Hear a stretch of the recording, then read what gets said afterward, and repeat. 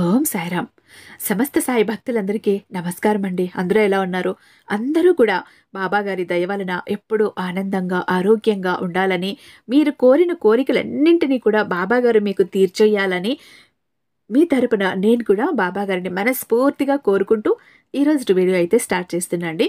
ఇక ఈరోజు బాబాగారు సాయి మాటగా నా నోట ఏం పలికించబోతున్నారు అంటే, తల్లి, ఎవరైతే ఎంతో కాలంగా తీరని కోరికలతో బాధపడుతూ కన్నీళ్లతో భరిస్తూ ఉన్నారో అలాంటి నా బిడ్డలందరికీ కూడా ఈ శుక్రవారం నాడు బంగారం లాంటి అవకాశం తీసుకువచ్చాను తల్లి. బంగారం లాంటి అవకాశాన్ని మీ చేతికి నేను అందివ్వబోతున్నాను. ఎంతో కాలంగా తీరని నీ కోరికలు ఏవైనా ఉంటే అలాంటి కోరికలను ఒక చీటీలో రాసి నా జోలెలే వెయ్యి తల్లి. నేను ఆ కోరికను తీసుకువెళ్ళి, ఆ కోరికల చీటీని తీసుకువెళ్ళి సాక్షాత్తు అమ్మలగన్న అమ్మ దగ్గరికి నీ కోరికను చేరుస్తాను. బిడ్డా, ఈరోజే ఈ క్షణమే నీ కోరికలు ఏవైతే ఉన్నాయో, ఏ కోరికలైతే మిగిలిపోయి ఉన్నాయో, ఏ కోరికలైతే తీరాలి అని నువ్వు తపన పడుతున్నావో అలాంటి కోరికను ఒక చీటీలో రాసి ఈరోజే, ఇప్పుడే, ఈ క్షణమే నా మందిరానికి వచ్చి ఆ చీటీని అక్కడ హుండీలో వెయ్యి బిడ్డా. అలా ఎవరైతే వారి కోరికల చీటిని నా హుండీలో వేస్తారో అలాంటి వారి కోరిక వచ్చే శుక్రవారం లోపు తీర్చేస్తుంది అమ్మలగన్న అమ్మ.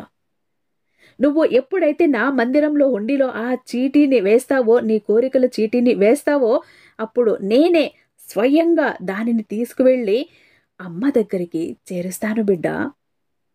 ఇది ఈ సాయి ఈ శుక్రవారం రోజున నీకు ఇస్తున్న వాగ్దానం బిడ్డ. మర్చిపోకు తల్లి. ఈ రోజుటితో నీ సమస్త బాధలన్నీ, నీ సమస్త దరిద్రాలన్నీ, నీ సమస్త కష్టాలన్నీ, నీ సమస్త కన్నీళ్ళన్నీ కూడా తొలగిపోబోతున్నాయి. ఈరోజు అమ్మ నీ కష్టాలన్నింటినీ కూడా నీ జీవితంలో నుంచి తీసేయబోతోంది.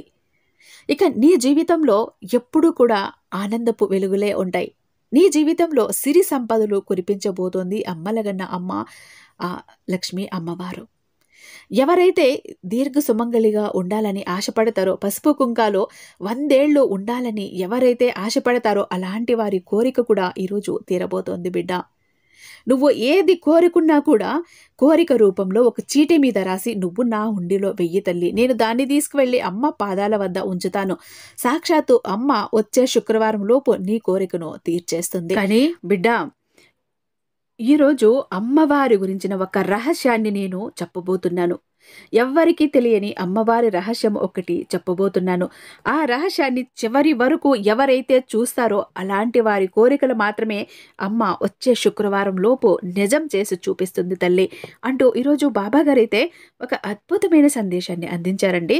మరి బాబాగారు ఇంతలా చెప్తున్నారంటే, మరీ చెప్తున్నారంటే ఖచ్చితంగా అందులో చాలా నిగూఢ అర్థం దాగి ఉంటుంది. బాబాగారు ఇంతలా మరీ ఎప్పుడూ చెప్పరు కదా. కాబట్టి బాబాగారి సందేశం ఏంటో ప్రతి ఒక్కరూ కూడా తప్పకుండా తెలుసుకుని తీరాలి. ఇక బాబాగారి సందేశం విషయానికి వచ్చే ముందు మనకు తెలిసినటువంటి ఒక గురూజీ అండి చాలా అద్భుతంగా రిజల్ట్ ఇస్తున్నారు. నాకు ఎంతోమంది పర్సనల్గా మెసేజ్ చేస్తున్నారు, కామెంట్స్లో చెప్తున్నారు, మెయిల్స్ కూడా పెడుతున్నారు. అక్క, గురూజీ వల్ల మేము చాలా అయితే లాభ పొందాం, మేము చాలా మేలు చేశారు నాకు, మీకు థ్యాంక్ యూ అంటూ శ్రీ సాయిబాబా ఆశీస్సులతో జ్యోతిషం చెప్తారండి. ఉన్నది ఉన్నట్టుగా చెప్తారు గురూజీ సీతారామరాజు గారు. వీరి మొబైల్ నంబర్ 9666987222. మీకు ఎలాంటి సమస్య ఉన్నా కూడా చిటికలో పరిష్కరించి ఇచ్చేస్తారు. ప్రేమ, పెళ్లి, ఉద్యోగం, రాజకీయం, విదేశీ ప్రయాణం, ధనం నిలకడగా లేకపోవటం, భార్యాభర్తల మధ్య గొడవలు, ఆస్తి తగాదాలు, అప్పుల బాధలు, స్త్రీ పురుషులకు ఎటువంటి గుప్త సమస్యలు ఉన్నా, ఒక రకంగా చెప్పాలంటే స్త్రీ పురుష వశీకరణ స్పెషలిస్ట్ అని కూడా చెప్పచ్చండి. సంతానం కోసం ఇబ్బంది పడుతున్న, తాగుడు వ్యసనాల నుంచి బయటపడాలి అన్నా, ఇలా ఎలాంటి సమస్య అయినా అవనివ్వండి, 100కి 1000% రిజల్ట్ ఇస్తున్నారు. ఒక్కసారి స్క్రీన్ మీద కనపడుతున్నటువంటి నెంబర్కి కాల్ చేసి చూడండి. ఇక బాబాగారి సందేశం వినబోయే ముందు ఒక చిన్న రిక్వెస్ట్ అండి. మన వీడియోకి ఒక చిన్న లైక్ ఇచ్చి మీ ఫ్రెండ్స్కి, ఫ్యామిలీ మెంబర్స్కి షేర్ చేయండి. అలాగే మన ఛానల్ని ఫస్ట్ టైం చూస్తున్నట్టయితే ఛానల్ని సబ్స్క్రైబ్ చేసుకొని మీ సపోర్ట్ నాకు అందివ్వండి.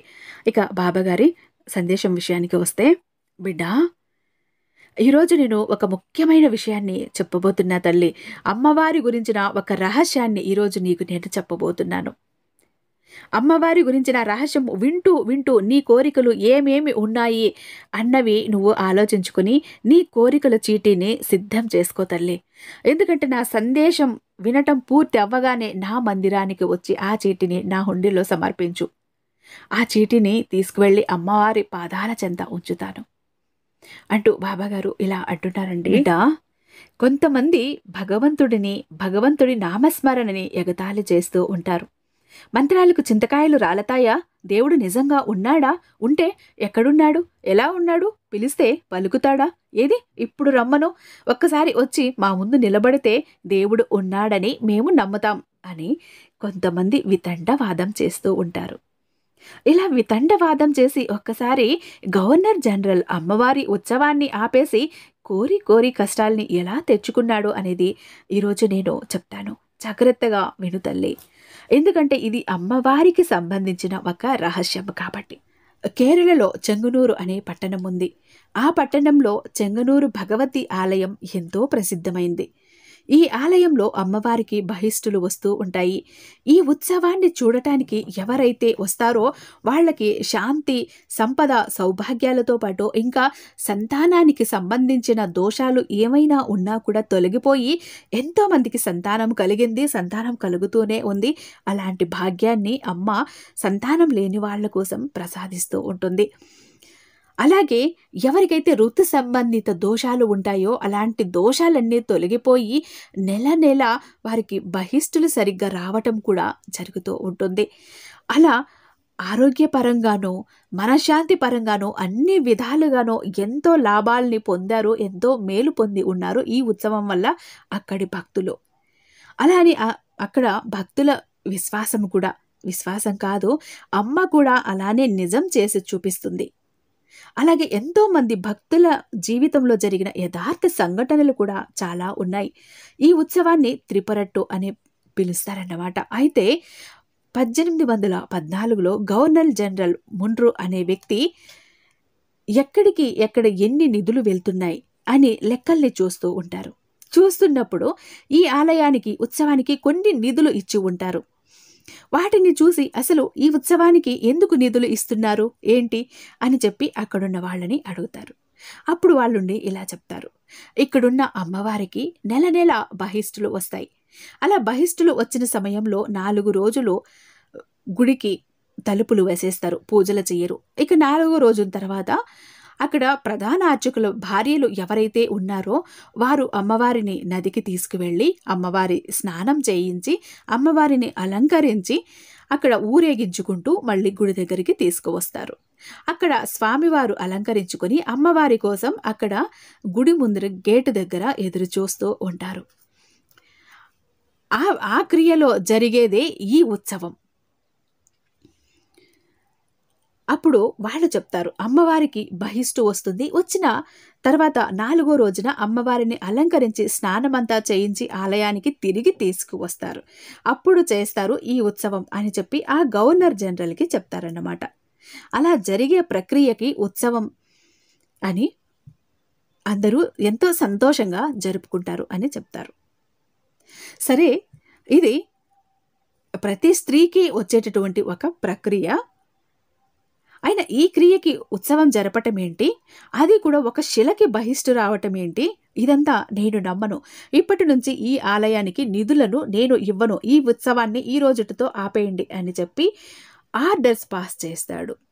అయితే అక్కడ ఉన్న వాళ్ళందరూ ఎంతో బాధపడతారు. అమ్మవారికి ఉత్సవం జరిపించాలి అని అనుకుంటారు. కానీ గవర్నర్ జనరల్ చెప్పటం వల్ల ఇంకా తన మాటని కొట్టివేయలేం కాబట్టి ఆ ఉత్సవాన్ని అక్కడితో ఆపేస్తారు, ఆయనకు భయపడి, ఆయన మాటకు నోరెత్తలేక. అలా ఆపేసిన మరుసటి రోజు నుంచే ఒక వింత జరుగుతుంది. నిజంగా ఆ మరుసటి రోజు నుంచినే గవర్నర్ జనరల్ భార్యకి బహిష్టు మొదలవుతుంది. అలా వచ్చి ఎన్ని వారాలైనా సరే తగ్గటం లేదు. రక్తస్రావం కూడా తీవ్రంగా ఉంది. ఏం చెయ్యాలో తెలియక ఎంతోమంది వైద్యుల్ని సంప్రదించారు. అలాగే ఎన్నో రకాల మందులు వాడించారు. కానీ ఎంతకీ తగ్గటం లేదు. అయితే అక్కడ ఆ చుట్టుపక్కల ఉన్న వాళ్ళందరికీ కూడా తెలుసు. వాళ్ళందరూ ఇలా అనుకుంటూ ఉన్నారు కూడా, అంటే అమ్మవారికి జరిగే ఉత్సవాన్ని ఆపేశారు కాబట్టే అమ్మవారు ఈ రూపంలో అతనికి చూపిస్తోంది, ఈ రూపంలో అతనికి బుద్ధి చెప్తోంది అని అనుకుంటారు. కానీ గవర్నర్ జనరల్కి చెప్పే ధైర్యం ఎవ్వరూ చేయలేరు. గవర్నర్ జనరల్ దగ్గరే పనిచేస్తున్నటువంటి ఒక క్లర్క్ ఎలాగూ ధైర్యం చేస్తాడు. ధైర్యం చేసి, అయ్యా, ఇది వైద్యానికి కూడా అందట్లేదు అంటే ఇది వేరే శక్తి, దైవశక్తి ఏదో ఉందన్నట్లే నాకు అనిపిస్తోంది. ఇక్కడే నంబూత్రి కుటుంబం ఉంటుంది. వాళ్ళు దైవ ప్రశ్న అని ఒక ప్రక్రియ చేస్తారు. అక్కడికి వెళ్ళి ఎందుకు ఇలా జరుగుతోంది, దీనికి ప్రాయశ్చిత్తం ఏంటి, ఎలా చేసుకోవాలి అని తెలుసుకుని రండయ్యా అని చెప్తాడు.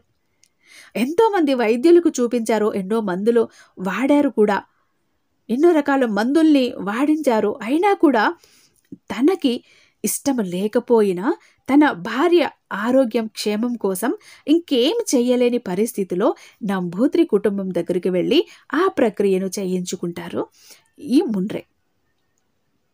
అప్పుడు వాళ్ళు చెప్పిన విషయం ఏంటి అంటే, నువ్వు దైవ అపరాధాన్ని చేశావు, అమ్మవారికి జరిగే ఉత్సవాన్ని ఆపేయడం వల్లనే నీ భార్యకు ఇలా జరుగుతోంది, కాబట్టి ఉత్సవాన్ని పునః ప్రారంభించు. నీ భార్యకు తగ్గిపోతుంది, ఆమె ఆరోగ్యవంతురాలవుతుంది. నువ్వు చేసిన తప్పు అమ్మ దగ్గర ఒప్పేసుకుని క్షమించమని అడుగు. అమ్మకు జరిగే ఉత్సవాన్ని మళ్ళీ కూడా పునః ప్రారంభించు, అన్నీ చక్కబడతాయి అని వాళ్ళు సమాధానం ఇస్తారు. అయితే తన తప్పు తెలుసుకుని అమ్మవారి దగ్గరకు వెళ్ళి, అమ్మా, నీ ఉత్సవాన్ని నేను మళ్ళీ ప్రారంభిస్తున్నానమ్మా, నా భార్యకు తగ్గించు, తనకు ఆరోగ్యం ప్రసాదించు అని చెప్పి తన చేసిన తప్పుకి క్షమాపణలు కోరుకుని మళ్ళీ ఈ ఉత్సవాన్ని ప్రారంభిస్తాడనమాట. ఉత్సవం ప్రారంభమైన తర్వాత భార్యకి తగ్గిపోవటం మొదలుపెట్టి ఆరోగ్యం కుదుటపడుతుంది.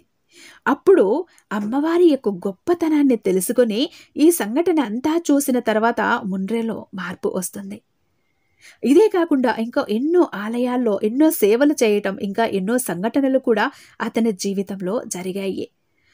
ఇంకా కూడా ఈ ముండ్రో తిరుమల తిరుపతి స్వామివారికి ఒక గంగాళాన్ని సమర్పిస్తాడు. ఆ గంగాళాన్ని ముండ్రో గంగాళం అని కూడా అంటారు. ఆ గంగాళంలోనే ఇప్పటికీ వెంకటేశ్వర స్వామి వారికి నైవేద్యం పెడుతూ ఉంటారు. చూసావా బిడ్డ, దేవుడు ఎక్కడున్నాడు, ఉన్నాడా, దేవుడు ఉంటే రమ్మను అని వితండం చేసే వాళ్ళ నోర్లు మూతపడేలా లేదా అమ్మవారి ఈ అద్భుత సంఘటన. నిజంగా అమ్మవారు ఉన్నారు, భగవంతుడు ఉన్నాడు, దేవుడు అనటానికి ఇంతకన్నా నిదర్శనాలు కావాలా బిడ్డ? దైవాన్ని మనస్ఫూర్తిగా భక్తితో, శ్రద్ధతో, ఇష్టంతో, ప్రేమతో ఒక్కసారి పిలిస్తే దైవం పరిగెత్తుకుంటూ వచ్చి నీ ముందు వాలదా? నువ్వు వితండవాదంతోనూ పంతాలతోనూ పరీక్షించాలి అని నువ్వు మాట్లాడితే భగవంతుడిని నువ్వు చూడగలవా? చూడలేవు.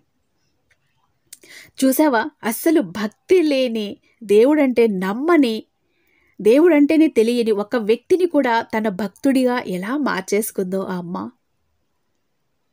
ఇదే బిడ్డ అమ్మలో ఉన్న గొప్పతనం. అమ్మకు సంబంధించిన రహస్యం ఎంతకన్నా గొప్ప రహస్యం ఇంకేదైనా ఉంటుందా? ఇంత మహిమాన్వితమైన అమ్మ ఈరోజు నీ కోరిక తీరుస్తానని నాకు మాట ఇచ్చింది. వెళ్ళి నీ బిడ్డలకు చెప్పేయి, నీ బిడ్డల కోరిక నేను తీర్చబోతున్నాను, వాళ్ళ కోరికలు ఏమున్నాయో రాసి నీ జోలిలో వెయ్యమను, నువ్వు నాకు తీసుకొచ్చి ఇవ్వు, సాక్షాత్తు నేను దగ్గరుండి నీ బిడ్డల కోరికలన్నిటినీ కూడా నేను తీర్చేస్తాను అని నాకు అమ్మ మాట ఇచ్చి పంపింది బిడ్డ. అందుకే నేను ఇంత ధైర్యంగా నీకు చెప్పగలుగుతున్నాను. భక్తితో పిలవాలే కానీ అమ్మైనా, నేనైనా, రాముడైనా, కృష్ణుడైనా, ఏ దేవుడైనా, ఏ భగవంతుడైనా ఏ పేరుతో పిలిచినా పరుగు పరుగున వచ్చేస్తాం కదా. ఇక్కడ కావాల్సింది ఒక నమ్మకం, విశ్వాసం. కుల మతాలకు అతీతంగా భగవంతుడిని తలిస్తే, పిలిస్తే తప్పకుండా భగవంతుడు నీ ఎదుట ప్రత్యక్షమవుతాడు బిడ్డ. తల్లి, చెప్పాను కదా! నా సందేశం వింటూ నీ కోరికల చీటిని సిద్ధం చేసుకోమని. సిద్ధం చేశావా? చేస్తే ఇప్పుడే ఈ క్షణమే నా మందిరానికి వచ్చి నీ చీటిని నా హుండీలోకి సమర్పించు. నేను తీసుకువెళ్ళి అమ్మ పాదాల వద్ద ఉంచుతాను. వచ్చే శుక్రవారం పాటికి నీ కోరిక ఖచ్చితంగా జరిగి తీరుతుంది. ఈ సాయి ఈ శుక్రవారం నాడు నీకు చేస్తున్న వాగ్దానం అంటూ ఈరోజు బాబాగారు అయితే చాలా అద్భుతమైన సందేశాన్ని అందించారండి. ఐ హోప్ ఈ వీడియో మీకు నచ్చే ఉందని భావిస్తున్నాను. నిజానికి చాలామంది కూడా ఉన్నాడా? దేవుడు ఉన్నాడా? పిలిస్తే వస్తాడా? పిలిస్తే పలుకుతాడా? ఇలా మనం చాలా మొండిగా, వితండవాదంగా కూడా మాట్లాడేస్తుంటాం. అమ్మవారికి బహిష్టులు రావటం అంటే సామాన్యమైన విషయమా? కదా! నిజంగా భగవంతుడు, దేవుడు, అమ్మవారు ఉన్నారు అనటానికి ఇంతకన్నా నిదర్శనం ఇంకేం కావాలి? రేపు మరొక మంచి వీడియోతో మీ ముందుంటాను. అంతటిదాకా సర్వేజన సుఖినో భవంతు. ఓం సాయిరాం.